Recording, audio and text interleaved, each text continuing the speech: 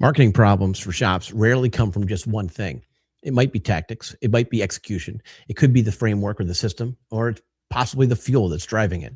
The trick is figuring out what is holding your shop back. So let me tell you a quick story. I was talking to a shop owner last week. He had a good bit of marketing in place. The ads were running, social posts were scheduled, reviews were being collected on a regular basis. But even he told me it felt canned. And after digging in, it was. And so some tactics were right, some tactics were absolutely wrong. And while it was also on this mindless repeat, none of it mattered because the content was generic. The plan and the content wasn't actually theirs. They weren't consistent across their channels. They weren't working together. Once we focused on structuring that system and properly feeding it with tailored content, that's when we're going to start seeing results. And then we're going to see those results quickly. Before we dive deeper, let's highlight the last two Garage Grit episodes. This past Thursday, Julio's episode, we talked about communication, discipline, perception. He showed up on how these three elements create scalable trust in a shop. So, for example, Julio shared a single front desk miscommunication once that cost him thousands in missing revenue. By tightening that communication, keeping that discipline, and managing customer perception, his marketing actually started to convert more consistently. And you can read that full blog over on our website, or you can hop out to the YouTube channel, or just go to our podcast page on the AA Shop Marketing website and get the quick link from there. But it's worth checking out. Go do that. All right. So the episode that dropped just this morning was an episode with Matt, and he dives into optimizing shop systems so that marketing isn't just an activity, but is producing actual results. One thing that stood out was how Matt made a lot of small tweaks in the scheduling process and had a bigger impact than just changing the ad copy. So you'll be able to read that blog soon. You'll be able to go check out the episode right now. It's on Spotify. It's on YouTube. Go check it out for yourself. But I really liked when I was talking with Matt, him talking about the expectations were different from the reality once he got into doing things. And so, like I said, it's worth a listen, and we'll go from there. So let's get back to talking why your marketing might feel broken. So here's the truth. Your marketing might look broken. It might be broken. It might feel broken. And it's rarely just one single reason. It's usually a mix of things. It could be, like I said, a weak tactic, an old tactic that doesn't even apply anymore. And it doesn't match your audience, doesn't match your shop, or it no longer fits with the Google profile, what actually matters. Inconsistent execution is a common theme. I tried it last month. It didn't work. Well, that might not have been long enough, right? And so you can't just pick up and start and stop and start and stop campaigns. You could have misaligned framework or misaligned systems. How are you answering the phones when people are actually calling in? I mean, what's the point in actually increasing the number of calls to your shop if you're not able to handle those increased call volume? And so again, also another thing that we see a lot of times is, hey, you're doing some things. I actually was talking to a shop, I guess it was early December. And I liked a lot of what I was looking at. He was making good progress. And I told him that. And he felt that it was too slow. And I was like, well, that's because you're under fueling this system. You need to 3x it because of how dense your population is, or how many competitors you specifically have. And in those cases, it was for him, it was both. So he was making progress, but it was just really slow, right? And that might not be enough to actually bump up the call volume. And so you've got to pay attention to what your competitors are doing. You got to pay attention to how many people are in your immediate area, because the more people, the more noise, which means you have to rise above that noise. So if you believe, but here's the thing. All right. So if you think that there's one marketing plan that's going to work for every shop, then you know what? Go fire up an AI prompt and go get your marketing plan. But if you think your shop is unique and you want a system built just for you, well, then you ask me. It's not about throwing more money at ads. It's about consistently giving the system what it needs to operate with clarity, repeatable processes, and the right resources.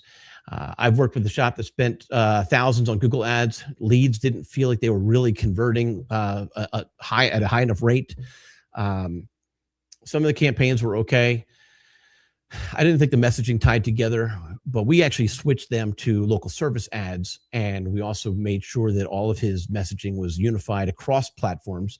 And so between the LSAs and the unified messaging across platforms, we actually spent a little less money and got him much higher results.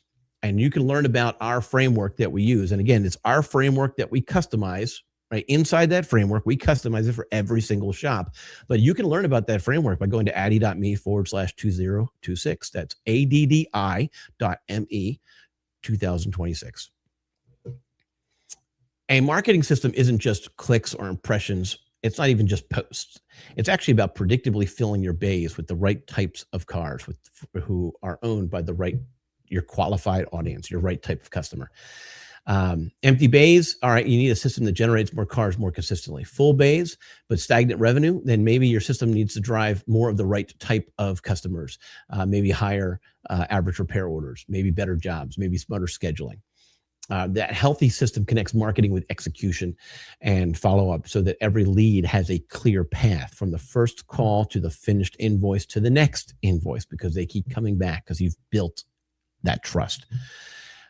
This alignment is what turns marketing from noise into predictable revenue. Think about it like an engine, right? So even the best fuel can't make a broken engine run. And the perfect engine doesn't run if there's no fuel. Number one, I'm going to tell you to know your numbers. All right.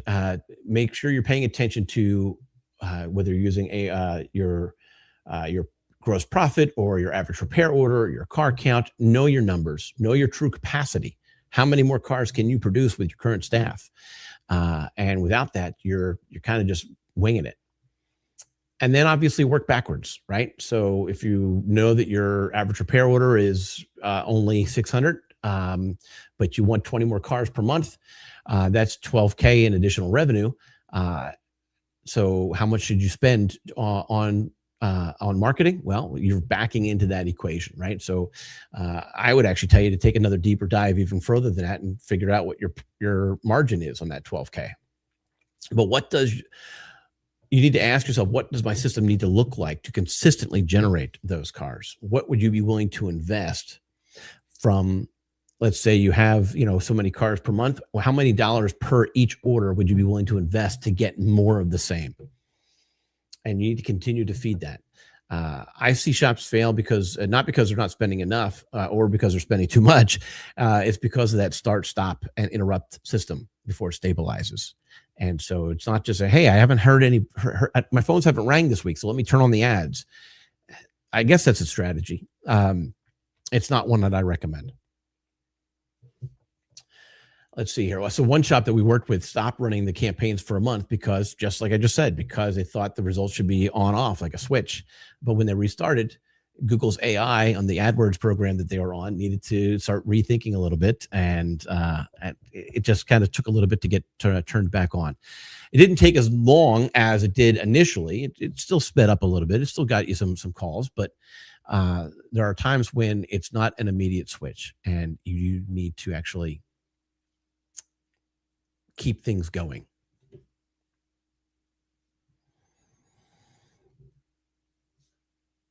So here's what you could do this week to start feeding your system properly. Again, look at your numbers, decide what cars you want, map your system, and feed it consistently. And if you feed it consistently, then your results are going to be more predictable and more measurable. If marketing feels random or stressful, it's almost always because the system wasn't properly structured or fueled. So if you want help figuring out what your shop's next system should be, your next step should be, if you want to figure out how to make it run a little bit more smoothly, then give me a shout or go out to addi.me/jumpstart, fill out that form. My team will actually do some research on your specific shop, your specific population density, your competitors, and then come back to you with your next best marketing step. So you can get a jump start on your marketing in 2026 by just going to addi.me/jumpstart. And if you want a more detailed look, kind of like a step-by-step guide for you to try to plan your marketing for the year, you're welcome to download our free framework, our playbook for auto repair shops at addi.me/2026. Again, that's addi.me 2026. I will see you.